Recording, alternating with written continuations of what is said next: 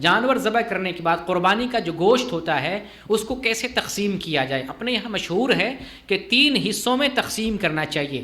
نبی صلی اللہ علیہ وسلم نے ایسی تقسیم نہیں بتائی ہے، یعنی قرآن میں یا حدیث میں ایسی تقسیم نہیں ہے. قرآن میں دیکھیں ایک عام سی آیت ہے، اللہ رب العالمین نے سورۃ الحج میں آیت نمبر 28 میں ذکر کیا ہے فَكُلُوا مِنْهَا وَأَطْعِمُوا الْبَائِسَ الْفَقِيرَ، کہ تم اس سے کھاؤ اور جو بھوکے فقیر ہیں ان لوگوں کو بھی کھلاؤ، خود کھاؤ اور فقیروں محتاجوں کو بھی کھلاؤ. یہ قربانی کے تعلق سے ہے.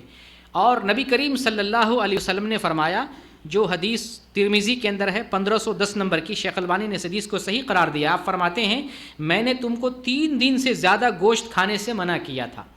کیوں منع کیا تھا؟ تاکہ مالدار لوگ اوروں کے لیے وسعت کریں، جو قربانی نہیں دے سکتے ہیں ان کے لیے وسعت کریں. 3 دن سے زیادہ وہ نہ رکھیں، خود بھی کھائیں اور لوگوں کو بھی کھلائیں، غریبوں کو بھی دیں. ٹھیک ہے، لیکن اب کہتا ہوں اب ٹھیک ہے، اب کھاؤ، اب جتنا ہوتا ہے خوب کھاؤ، دوسروں بھی کھلاؤ اور ذخیرہ بھی کرو، یعنی اپنے بھی کھاؤ، کھلاؤ بھی، اور اگر رکھنا چاہو، ذخیرہ کرنا چاہو تو اسٹور کر کے رکھ بھی سکتے ہو. یہ ترمذی کی حدیث ہے. حدیث کے الفاظ فَكُلُوا مَا بَدَأَ لَكُمْ وَأَطْعِمُوا وَادَّخِرُوا، کہ جو تمہیں میسر ہو جتنا کھانا چاہتے ہو کھاؤ اور کھلاؤ اور ذخیرہ کرو.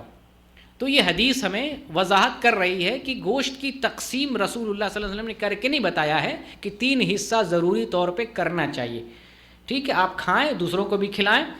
البتہ بعض صحابہ سے ضرور مروی ہے، بعض آثار سے مروی ہے، جیسے عبداللہ ابن عباس ہیں یا عبداللہ بن عمر ہیں یا عبداللہ بن مسعود. بعض صحابہ سے وہ کہتے ہیں کہ 3 حصے کرنا چاہیے، ایک اپنے لیے، ایک رشتہ داروں کے لیے، ایک فقراء مساکین کے لیے. یہ ضروری نہیں، اصل مقصد ہے خود بھی کھائیں، دوسروں کو بھی کھلائیں. کوئی جو ہے ناپ تول کے حصہ لگانا ایسا کوئی ضرور نہیں. خود بھی کھائیں، محتاج کو بھی دیں اور رشتہ داروں کو بھی دیں.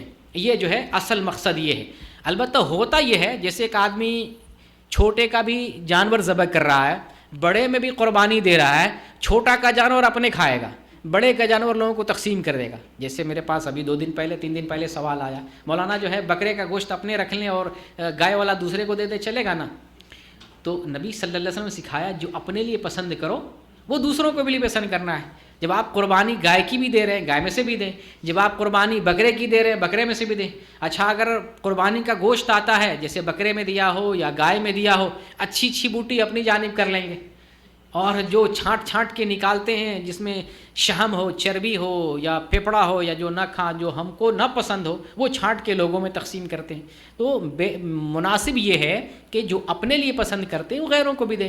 آپ دیں، کسی کو خوش ہو، دعا دیں کہ ہاں کسی نے دیا ہے، کسی نے تحفہ دیا ہے. تحفہ کی چیز یہ ہوتی ہے کہ وہ خوش ہو، کسی دینے والے نے دل سے دیا ہے.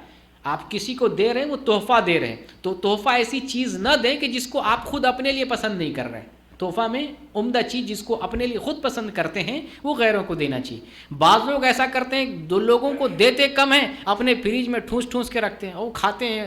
عید کے بعد جو ہے وہ کئی مہینے، 4 مہینے، 5 مہینے تک کھاتے رہتے ہیں. یہ بھی صحیح نہیں. فریج کی سہولت ہو گئی ہے تو فریزر بھی لے لیتے ہیں، وہ رکھ دیتے ہیں، پورا کا پورا بکرا ایسے ہی رکھ دیتے ہیں. وہ بھی نہیں ہونا چاہیے. کھائیں اور کھلائیں، دوسروں کو بھی وسعت کریں. الحمدللہ آج کے زمانے میں اکثر لوگ قربانی کرتے ہیں. نبی صلی اللہ علیہ وسلم نے جو اجازت دی ہے کہ 3 دن سے زیادہ پہلے منع تھا گوشت کھانا قربانی کا، اب اجازت دے رہا ہوں. اجازت کا مطلب یہ ہے اور مقصد یہ ہے کہ آج فراوانی ہو گئی، وسعت ہو گئی. آج اکثر و بیشتر لوگ قربانی کر رہے ہیں، لیکن پھر بھی بڑی تعداد لوگوں کی آج آبادی بڑھ گئی ہے، اور غریبوں کی آبادی میں غریبوں کی بھی بڑی تعداد ہے. تو بہت سے لوگ ایسے بھی نہیں کر پاتے ہیں، تو ان لوگوں کو ہمیں دینا چاہیے. خود بھی کھائیں، دوسروں کو بھی کھلائیں. اصل مقصد یہ ہوتا ہے.